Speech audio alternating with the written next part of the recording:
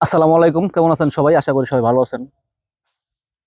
তো কিছু কথা আজকে বলার জন্য আসলে মনটা ব্যাকুল হয়ে রয়েছে। কথাটা আসলে না বললে শান্তি পাইতেছি না।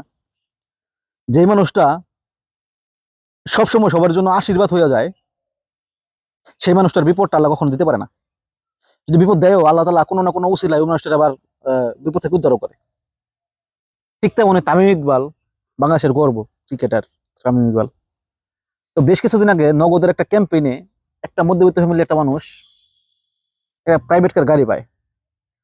তামিম ভাই ওইটা ডেলিভারি করতে নিজে যায়। এটা হচ্ছে আপনার নগদের যে মানে মালিক, ওনার সাথে নিজে যায়। তো এই ভিডিওটা আপনারা অনেকে দেখছেন, অনেকে ভাইরাল করছেন, অনেকে দেখছেন ভিডিওটা। তো এট ফার্স্ট যখন জিনিসটা কন্টেন্টটা আপলোড হয়, ঠিক তখন থেকে কন্টেন্ট আমার কাছে আছে। আমি আপলোড করে না করে যাই, কিন্তু আমি সেভ করে রাখছি, আমার কাছে খুব ভালো লাগতো ব্যাপারটা।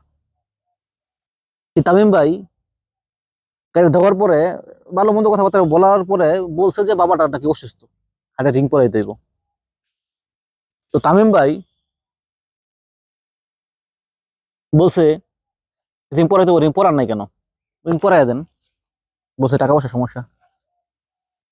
তামিম ভাই এমন ভাবে মানে রিয়াকশনটা দিছে, এমন ভাবে কথাটা বলছে যে সমস্যা নাই, পরাই দেন, আমি আছি, টাকা পয়সা লাগলে আমি দিব, আপনি পরাই দেন। তো যেই মানুষটা চিনে না জানে না, ওই মানুষটা একটা মানুষে এতগুলা টাকা দিয়া রিংটা পরাই দিবার চায়, ওই মানুষটাকে কখনো খারাপ হইতে পারে? তখন বলছিল যে আমার বাবা কিন্তু হার্টের রোগে মারা গেছিল। তো আমি তখন ছোট ছিলাম। আসলে তামিম ইকবাল আসলে তামিম ইকবালই, বুঝছেন? তোর মন মানসিকতা এরকম হয় না। তামিম ভাই অসুস্থ। তামিম ভাই অসুস্থ থাকাতে আমি দেখছি যারা সেলিব্রিটি আছে, আমি সাকিব খানের পোস্টে সবার আগে দেখছি যে বাংলাদেশের ক্রিকেটের গর্ব তামিম ইকবাল সুস্থ হয়ে তাড়াতাড়ি আমাদের মাঝে ফিরে আসুক, দোয়া রইল।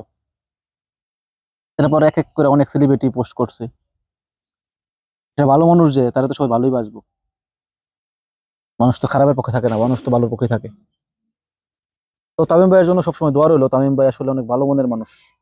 ওনার কথাবার্তা, ওনার সামাজিকতা অন্যরকম। একটা জিনিস খেয়াল করছেন আপনারা, তামিম ইকবালের যে বউ, উনি কিন্তু লজ্জায় মিডিয়ার সামনে কথা বলতে ঠিক মতো বলে না, একটু এড়ায় চলে মিডিয়া। একটু লজ্জা লাগে, মহিলা মানুষ তো। লজ্জা সবারই কম বেশি থাকে, মানে মানে টপিক যেহেতু উঠছে, টপিকের ক্ষেত্রে বলতেছি। তো লজ্জায় কথা ঠিক মতো বলে না এই মহিলাটা।